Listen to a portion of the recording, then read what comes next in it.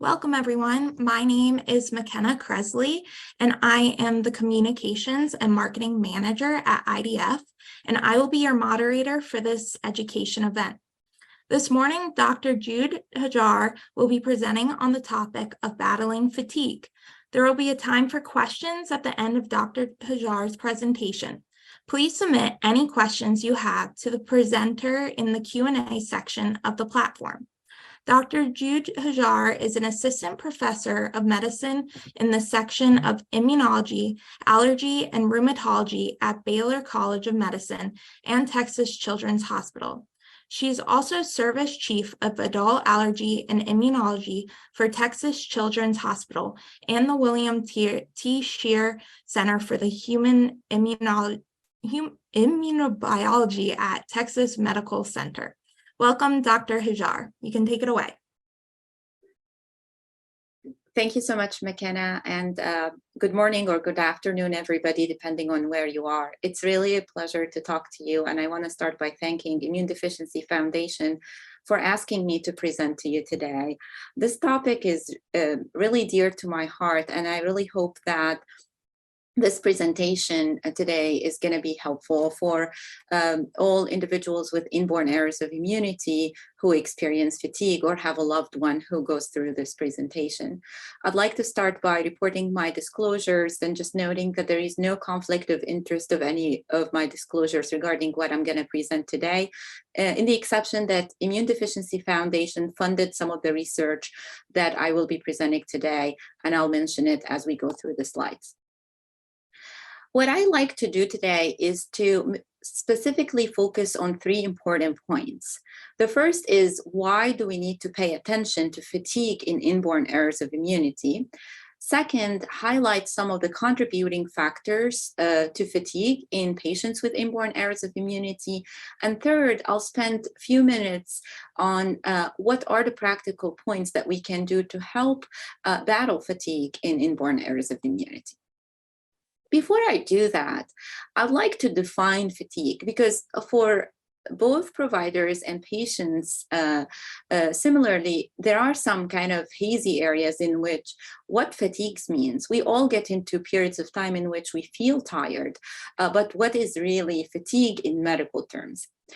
In the medical literature, if you look up fatigue, it is divided into two major components: physical fatigue and mental fatigue. And when we talk about physical fatigue, we're talking about feeling physically tired, unable to carry on physical activities. I cannot get up the stairs, cannot exercise, cannot walk. Whether, on the other hand, mental or cognitive fatigue, it's a difficulty in concentrating, difficulty in carrying out cognitive tasks. It's hard for me to focus to do my job. It's hard for my child to focus to do their homework or take a quiz.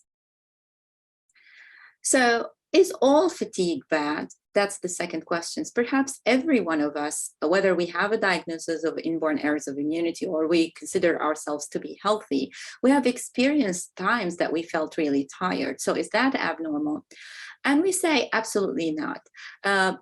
There is a large component of what we call physiological fatigue, which means that it's a normal response to a stressor that we encounter.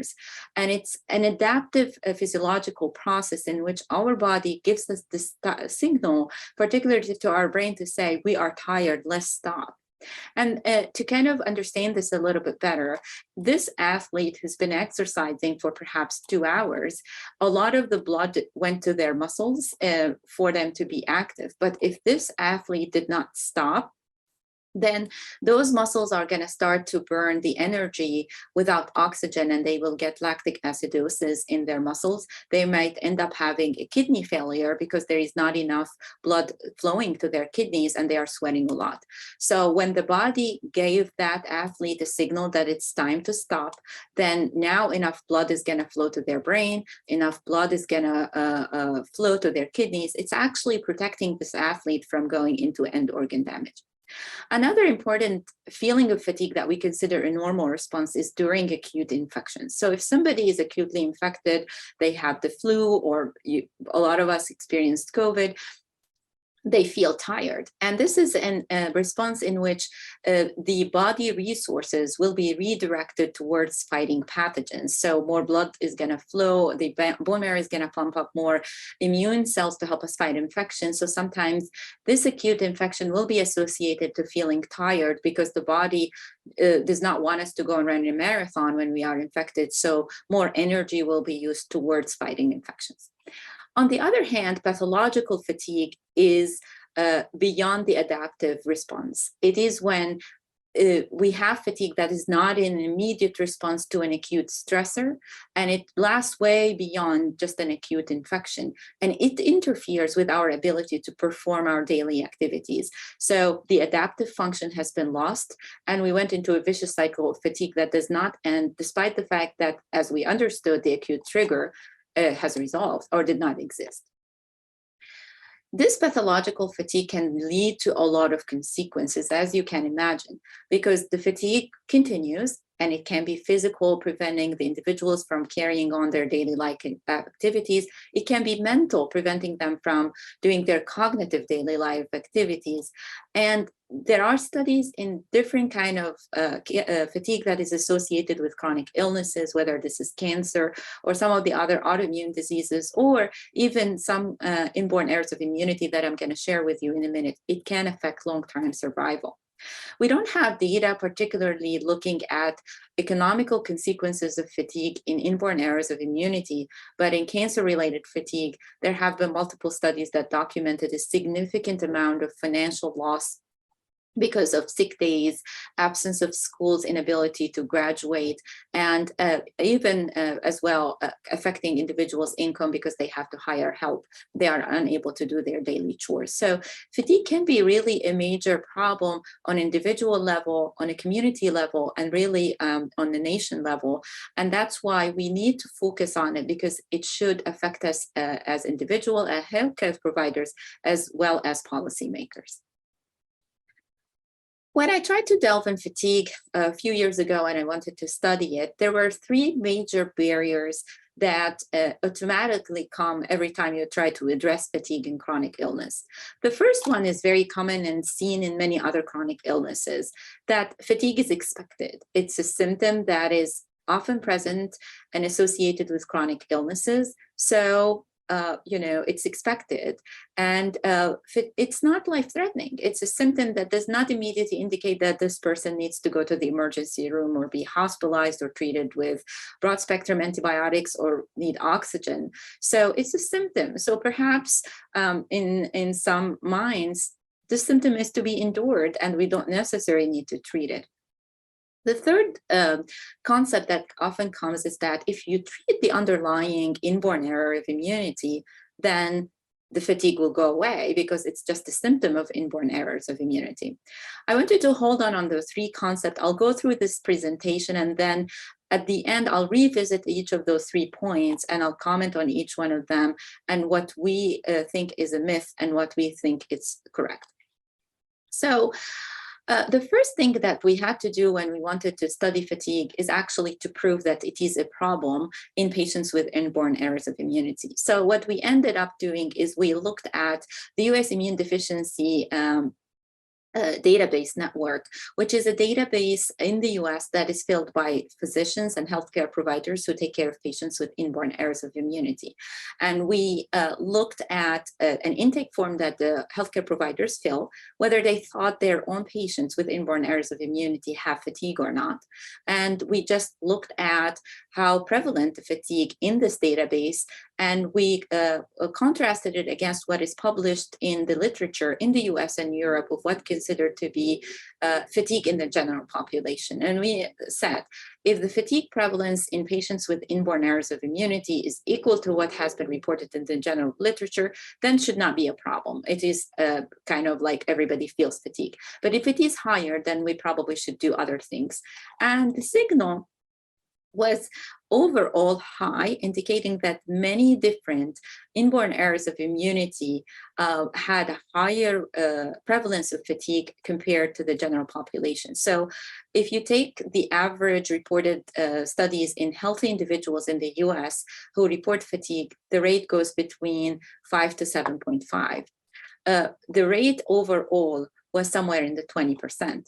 But then when we looked at the individual diseases and the individual diagnoses with inborn errors of immunity, we found that almost all of them were associated with fatigue, except for the diseases that present in infancies, because the providers perhaps were so much worried about keeping this child alive, like a child with a new diagnosis of severe combined immunodeficiency, the George or Wiscott. So perhaps they did not report anything on fatigue. The disease that stood out as the single diagnosis with the highest prevalence of fatigue was common variable immunodeficiency. We did some evaluations at what factors contribute to fatigue, and I'll share those with you in the coming slides. But in general, it was a pattern that patients with inborn errors of immunity who are sicker, who have problems beyond just infections, tend to be reported by their doctors to have more problems with fatigue. Now, the database was mainly focused on CVID, but it included all diagnoses. But because diseases of illnesses and illnesses of infancy like SCID, the George, and Wiscott were not given a signal, we looked at other studies that looked at children. And the big question was, maybe fatigue is something that only affects adults with inborn errors of immunity, but that's not true. We and others have reported that fatigue does affect children with inborn errors of immunity. Actually, severe fatigue has been reported in children. It is associated with worse quality of life scores. In children, it certainly affects their ability to attend school and seek jobs. And in the children, in a study that was done in Europe, it showed that there was no association between fatigue severity and disease activity, meaning whether the child had non-infectious complications, multiple other illnesses or not. But there are a lot of caveats to studies and the way that they are designed. Nonetheless, it is just a proof of concept that children are affected with fatigue as well as adults. Now, fatigue is a symptom, and quality of life is a survey of multiple components of our physical activities as well as mental activities. So the next question that we asked, does fatigue contribute to quality of life in patients with inborn errors of immunity? Of course, to me, it makes a lot of sense, but those steps have to be done to formally, in an evidence-based fashion, you have to prove that actually fatigue contributes to quality of life. So we next looked at a survey that many of you probably contributed from the Immune Deficiency Foundation survey that evaluated patients with quality of life. And in this survey, we looked specifically at patients who also reported fatigue. And indeed, patients who reported fatigue had worse scores on their quality of life score, not only on the physical component of the quality of life, that, like the ability to do chores and be active, but as well, it did affect the mental component of the quality of life, like emotional stability, social functioning, feeling of overall vitality. So indeed, fatigue seems to be a very important contributor to quality of life in patients with, at least in this particular study, CVID. Why it matters? Because we know that quality of life in CVID has been shown in an evidence-based fashion that it does affect overall outcomes in CVID, including the rate of death. The Italian group, a long time ago, had followed a cohort of about 9 years. This cohort had patients with CVID. When they initially recruited them, they had them answer questions about their quality of life, and they followed them for a total of 9 years. There have been some patients who passed away during that period of time, and they went back and looked at how do those patients rated their quality of life compared to the ones who were alive. And indeed, the patients who rated a worse quality of life at the beginning of the study were among those who passed away. They found as well multiple other contributors, like if the patients had end organ damage, a lot of diarrhea, and we'll talk about those factors in a minute as well, where to report worse quality of life, and many of them passed away towards the end of the study. So they thought that having low quality of life is associated with higher rate of death in patients with CVID. But I like to as well look at the other half, full half of the cup, which is the flip side. Using modeling, they calculated that if you are able to improve the quality of life in those patients then you should be able to reduce the risk of death by between 2 to 3%, whether you are looking at the physical or the mental component. So there is a great opportunity for improvement and perhaps making a difference in the outcomes in our patients if we address quality of life in patients with inborn errors of immunity. So I told you so far that inborn errors of immunities are associated with fatigue and worse quality of life overall. So what are the factors? Is everybody at risk for developing fatigue?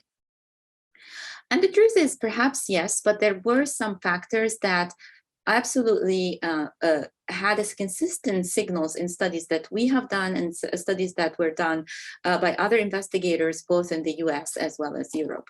So the patients who had any kind of end organ damage tended to have more fatigue, but particularly there were multiple organs that were associated with high levels of fatigue, including the lungs and the gut. So the patients who had chronic lung disease as a result of inborn errors of immunity or chronic gut problem as a result of inborn errors of immunity in our data stood out as the highest to most common causes for fatigue in CVID patients. And if you look at multiple studies that were done on CVID and other inborn errors of immunity, you'll see a signal towards more females reporting fatigue compared to males, having an underlying mental illness. So there is a lot of association between fatigue and depression, between fatigue and anxiety and other mental illnesses. A diagnosis of cancer, which of course we know that cancer by itself is a diagnosis that is associated with high risk of fatigue, whether it's before treatment, during treatment, or even after treatment. And having end organ damage has always been associated with fatigue as well. So whether this affects the lungs, the gut, people who have enlarged spleen or enlarged lymph nodes. And in our study, we saw as well that patients who reported arthritis tended to have more fatigue. We also saw granulomas, and the Italian cohort said that patients who have chronic diarrhea, they did not delve in the cause of those chronic diarrhea, but they were associated with fatigue as well. I will mention this study because in my mind and other people's mind, the way that we treat our patients with inborn errors of immunity, particularly with immunoglobulin replacement therapy, has an impact on fatigue. And certainly, a lot of patients in multiple studies have reported that towards the end of their infusion, when they are due for their next infusion, they feel flu-like illness. And in some of those questionnaires, they report those symptoms as fatigue. So we did this study that we looked particularly at fatigue in patients who are receiving immunoglobulins via IV route versus the subcutaneous route. And we did identify a signal in which the patients who were receiving their immunoglobulins via the IV route has reported more fatigue compared to the ones who are on sub-Q. And when we broke it down, we noted that perhaps the patients who are, let's say, receiving their immunoglobulins via IV every 4 weeks start reporting fatigues towards the end of week 3 and the beginning of week 4 when they are due for their next infusion. Now, we have done other studies that did not show the same signal. And I would say, kind of in general, now we don't just immediately and automatically switch patients from IV to sub-Q immunoglobulins just on the basis that they report fatigue. I think a lot of factors has to contribute to this notion. First, what is their overall dose? What is their trough, which means what is their IgG level towards the end of the infusion? What are we trying to treat? Are we only trying to prevent infections, or are we dealing with some autoimmunity in addition to that? Are we doing good pre-medications for our patients? Are we treating the underlying causes?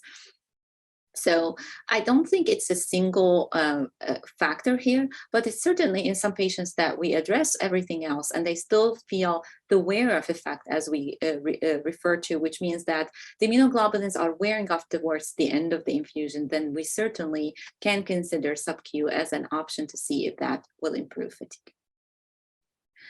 So what I told you so far is that fatigue is increased in patients with inborn errors of immunity, specifically CVID. Perhaps a lot of the studies that we've done were on CVID. There are now some studies coming up in other inborn illnesses that inborn errors of immunity that will show perhaps similar findings. But most of the data that I showed come from studies that particularly looked at patients with CVID. And in this diagnosis, patients with all ages are affected with fatigue. And we have now shown in multiple studies that fatigue is a major contributor to quality of life in patients with inborn errors of immunity. And multiple studies have shown that patients with inborn errors of immunity and non-infectious complications, particularly in CVID, tend to have more fatigue, and maybe is associated with wear of effect in patients who are receiving immunoglobulins. So for me, when I have the patient in the clinic, they report fatigue, I always think about fatigue as a symptom. It's like the tip of the iceberg. And under it, it's usually a constellation of problems, health issues, lung disease, GI disease, chronic lung illness. Is there a malignancy? Is there an autoimmune disease? And perhaps all of this stems from an inflammation that is happening inside the body that is probably caused by one or multiple of those factors, and the patients are feeling fatigue. So there have been multiple mechanisms that have been proposed to fatigue in general, whether you search on Google chronic fatigue syndrome, or fatigue that is associated with cancer, or fatigue that is associated with other chronic illnesses. And I always, during my research, try to focus on fatigue that is associated with chronic life-threatening illnesses, because this is how I perceive fatigue that is associated with inborn errors of immunity. And I try to stay away from chronic fatigue syndrome that is on the background of usually healthy individual with healthy immune system. And in fatigue that is associated with chronic illnesses, we always think about fatigue as an inflammatory fatigue.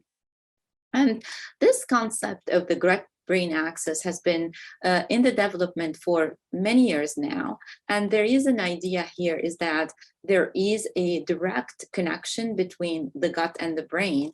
And it's the composition of the microbes in our gut that perhaps affect the way that we feel. In multiple studies in other mental illnesses like depression and schizophrenia, there have been multiple studies that certainly associated microbiome changes with the brain. And the idea overall is that we all have microbes in our gut, and those microbes serve as a physical presence. When you have good microbes in the gut, there is a less chance that bad microbes can be present in large amounts, and those good microbes sometimes actually kill the bad microbes, and they don't allow them to be present in large amounts. And perhaps a lot of us is familiar with C. diff, which is a bad bacteria that causes a really severe diarrhea in patients who take antibiotics, because the antibiotics will kill the good bacteria, and this particular bacteria, C. diff, kind of takes over and causes severe illness.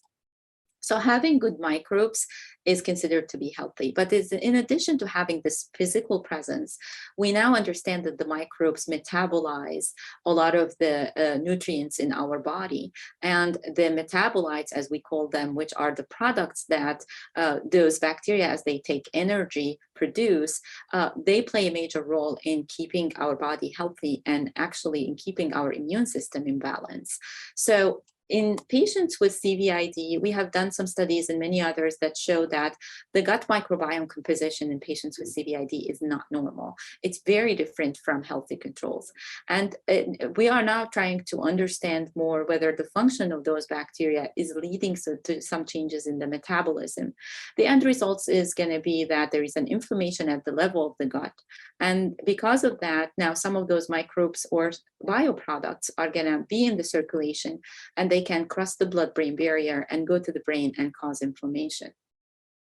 There are studies in mice that I did not share with you, but the general concept is that immunodeficient mice tend to have behavior that is very similar to depression, and sometimes a failure of inability to perform the experiments that mice that have a normal immune system will do. And then if you give those mice a normal immune system, transfer some immune cells, those mice start doing their activities as they are supposed to, indicating the same concept that the immune system has a direct link to the brain, and perhaps one of the missing pieces is really the microbiome composition. And that's by means of inflammation. And we have not finalized our data on the microbiome and fatigue in CVID patients, but in collaboration with MD Anderson, we actually looked at patients with cancer who have different kind of cancers, not acutely on treatment. They were actually in a washout period preparing to get into immunotherapy, and taking patients with all different kind of cancers, looking at their gut microbiome and asking one question: is this patient reporting fatigue or not? You will be able to discriminate between the patients who report fatigue versus those who do not report fatigue based on their microbiome composition. There were differences in specific microbes that were present or absent in the gut of patients who reported fatigue, and compared to those who did not report fatigue. And as I said, our data are now being ready to be analyzed to see if we'll find similar findings in our patients with CVID.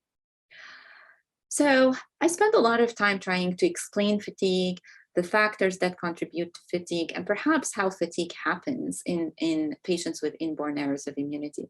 But the big question that remains is, so what can we do about it? Right? I mean, we spend a lot of time trying to understand why something happens, but our ultimate goal is to do things about it. So I would say that older studies have shown in general that our patients with inborn errors of immunity have a better quality of life if they are well taken care of.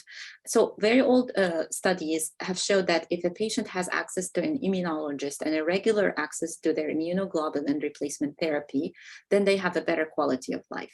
And if their GI disease is controlled, they have better quality of life. It makes a lot of sense. If you know that you have a doctor that will prescribe your medications and you don't have diarrhea, then this by itself will allow you to do a lot of things that you want to do in your life. So this makes sense. Now, this slide is a collection of a lot of the interventions that some of them comes from studies that were done on inborn errors of immunity in the methods of surveys, but a lot of those data were validated in evidence-based fashion in cancer-related fatigue. By far, physical activity and sunlight exposure are the two most consistent factors that help fatigue and quality of life in studies that were done in cancer and many other chronic illnesses like rheumatological diseases. And if you remember, what I told you about is that, you know, the physiological fatigue stems from excess stress that requires the body to stop to be able to redistribute the blood circulation into the appropriate organs. But in the pathological fatigue, it's actually the opposite. And it's very hard to tell somebody who's already feeling tired that you have to go and exercise.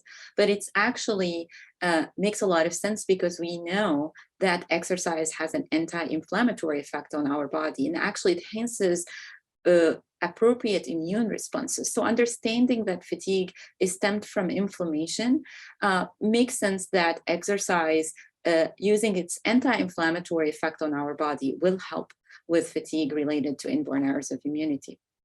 Bright light exposure only from the sun seems to be helpful. Whether this is related directly to vitamin D, it's hard to tell, but there were studies that were trying to put a bright light indoors and did not show the same effect. So I usually, my advice is to try to exercise early in the morning or later just before sunset if you are able to. If you're not able to, exercise when you can and just sit outside, just get, you know, direct sunlight exposure. Having an appropriate sleep hygiene and having normal sleep is very important in multiple studies. And I did not have time to go into the details, but there is a whole science behind normal immune system and normal sleep cycles. So it is very important to address sleep. Now, there have been multiple studies that show that counseling and addressing mental health issues is very important in addressing fatigue. We often think about mental fatigue and depression, but as well, having appropriate management for underlying mental illnesses that is associated with fatigue is definitely an important factor. There are some medications that can be prescribed. I would say a lot of time it addresses the underlying organ problems that we do. So sometimes we prescribe actually immune suppression in patients who have autoimmune disease or autoinflammatory disorders. We make sure that we replace all the vitamins that are missing. So if somebody is vitamin B12 deficient, or sometimes somebody is vitamin D deficient, we did replace them. Of course, we have to replace immunoglobulin and make sure that all our patients are having appropriate trough levels. We treat infections with antibiotics when needed, and so on. There are some specific medical interventions that have been shown to directly target fatigue, including psychostimulants. And there was a lot more excitement about those psychostimulants, I would say about 10 years ago. But now multiple studies did not really show evidence-based effectiveness on some of the psychostimulants. But there was, in every study, a subpopulation that responded to medications. I personally do not prescribe those medications, but I certainly refer my patients to a psychiatrist to have an evaluation. So if there is an element of ADHD or a sleep disturbance or hypersomnia, then I definitely want my patients to be evaluated. And if there is a room for those medications, then I would like to have them being prescribed by a specialist who understands the side effects and how to monitor for those drugs.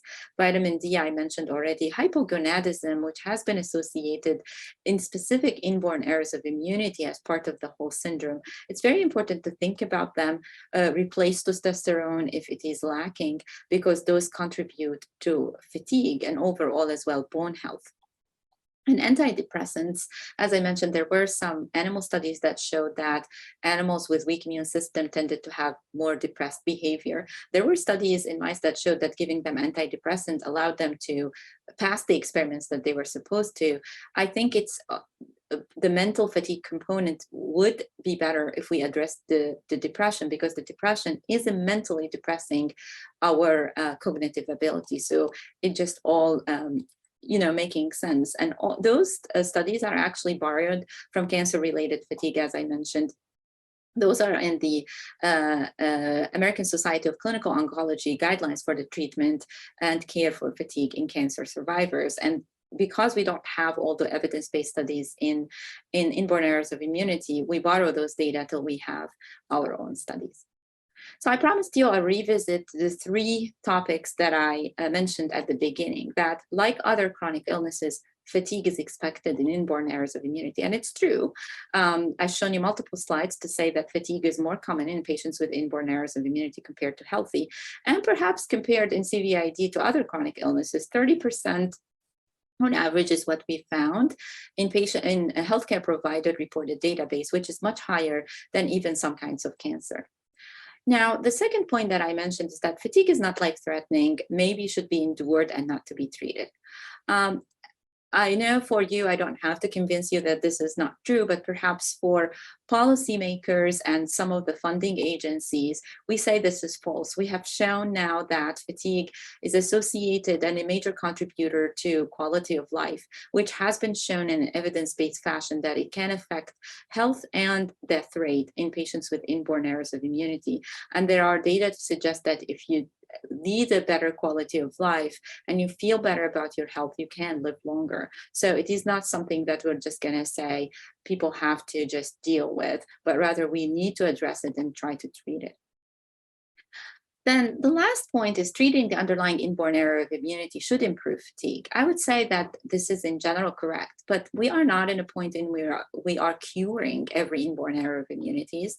We are oftentimes treating a chronic lifelong inborn error of immunity. And for that, I think it's very important to understand that the vast majority of our patients are not cured at this point, and yet we have to make sure that we treat them appropriately to have a better quality of life and have them be productive individuals. I like history when it comes to medicine, and Avicenna is the father of modern medicine. He was the first one to really care about the quality of life of patients and the symptoms they described. And in his book, The Book of Medicine, he said, "Illusion is half sickness, calmness is half the cure, and patience is the first step of healing." And I think it's very important for us to always remember that addressing the quality of life made a big impact on how people were treated in the medieval ages and changed the way that we look at symptoms in the modern life. And I think we still need to improve this in those years now that we are living in which we still have to fill a large gap in making sure that we don't only look at the numbers, but we definitely treat the patients. And with that, I would really like to thank all of you. A lot of you have contributed to some of the surveys that we have used to generate those data. Immune Deficiency Foundation have been a generous supporter for those research data that I have shown with you, and they continue to be very supportive for some of the study. I think your advocacy as well is going to continue to be very important, because as you saw, we have to address this on policy making levels to make sure that fatigue is considered a factor when our patients apply for jobs or go to school. Jeffrey Modell Foundation supported some of my research, the U.S. Immune Deficiency Network, and of course, Baylor and Texas Children. There are a lot of contributors to this research that I have mentioned to you. Mr. Chris Scalcon is a major contributor to everything, and behind it, the Immune Deficiency Foundation has been a great supporter for everything that we have done so far in the fatigue. Many of my colleagues and many of my collaborators in Baylor, Houston, and many other places.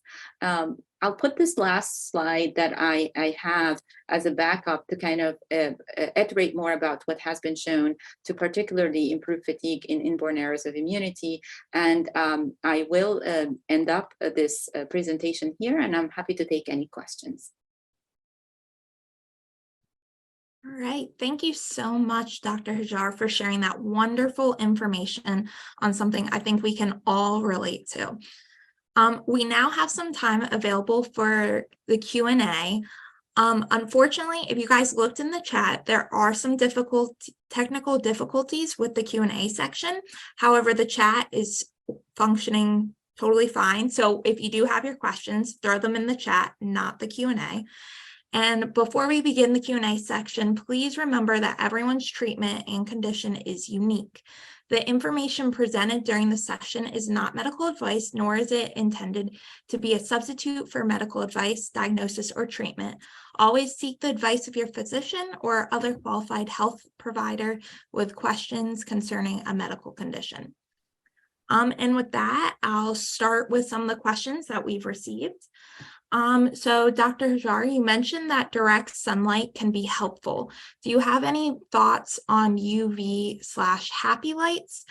They're saying because in certain regions, they don't get many rays during the day, and if there could be some sort of alternative. That's a great question. And I actually, during the time I was at MD Anderson doing fellowship in palliative care and symptom management, there was a study, and the company has provided a light that we gave to the patients who had cancer-related fatigue. The study did not show a benefit. It seemed that the sunlight exposure was superior. You don't have to see a very bright light of the sun to be able to get the benefit of it. A lot of us think that if there are a lot of clouds, all the UV rays are filtered. It's actually not particularly true. I think being outside, even if the sun is covered with the clouds, is still beneficial. We actually avoid direct sunlight because it increases the risk of skin cancer. So that's why we try to kind of say early in the morning or just before sunset, and we don't like. And of course, in people who live in Texas, they know exactly what I mean. It's not even possible. So you can go during the daytime, even if you don't see the blue skies and bright sun. The clouds will not filter all the UV lights that are helpful. Okay, great. Another great question. Do you recommend physical therapy to address the fatigue? Is that useful? Absolutely. So in the US, physical therapy is not something that everybody can get. It has to be prescribed based on a specific condition. So if somebody has a particular joint pain or a particular instability in part of their body, we certainly do recommend physical therapy. And there is a physical therapy for overall deconditioning. And I absolutely advise my patients to take advantage of any physical therapy that becomes available to them.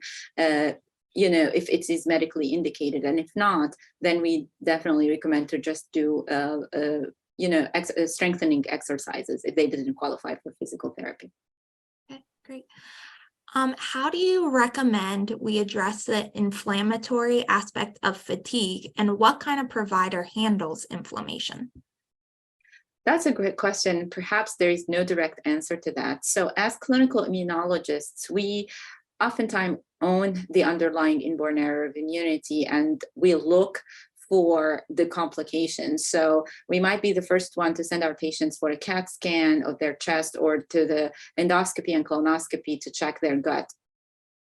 But then when it comes to treatment, then if we found that somebody had an inflammatory bowel disease, they have to go see the gastroenterologist. If we see that they have lung disease, we send them to the lung doctor. I think the best thing is to work as a team and to make sure that we are all on the same page as providers in the treatment. But there is no doctor who is like inflammation doctor. So it's usually what is the organ that is inflamed, and then the specialist that deals with this organ usually are the best to treat it. Another question, can beginning IgG replacement infusions increase my fatigue? Yes. So there were some studies that show definitely that fatigue is worse on the day of and sometimes the day after the infusion. This is where a very personalized treatment plan between the individual patient and their provider is very important. There are general recommendations to avoid fatigue on the day of the infusion. Hydration has been shown to be very effective. So whether this is oral hydration by telling our patients to drink a lot of non-caffeinated beverages that day, water or Gatorade or some sports drinks that are not caffeinated. And sometimes we actually need to give IV hydration, in which we give a liter or a half a liter of normal saline either before or after, sometimes before and after. I usually tell my patients to take that day as a light day. Very rarely I have a patient who's able to go back to their work after they have received their IVIG. A lot of my patients try to schedule it later in the week or later in the day. And my patients who get sub-Q, oftentimes they tell me they infuse on the weekends. So the day of and the day after are expected to be heavy days. But then as well, if the symptoms are definitely contributing to terrible fatigue, then discussions about the dosing, switching to sub-Q would be appropriate. Which inborn immunity, error immunity tends to demonstrate hypogonadism? I don't know if I'm pronouncing that correctly. Yes, there are specific the inborn errors of immunity that they are associated with hypogonadism. Some of the CVID-like phenotypes, like APOSID, and there are some autoimmunity that leads to effect on the organs and on the glands can affect that. There are some syndromes in which there is hypogonadism as well as immunodeficiency, like Noonan syndrome as well, that have been associated. We see some of the rare disorders like STAT5B that there is hypogonadism, short stature, and things like that. Do you feel PMGs help you boost immunity? PMG. I'm afraid I'm not familiar with PMG. Right. Karen, if you could clarify more what PMG stands for, we can be happy to answer that question. So just throw that in the chat. We'll move on to the next question and come back to that if you can clarify.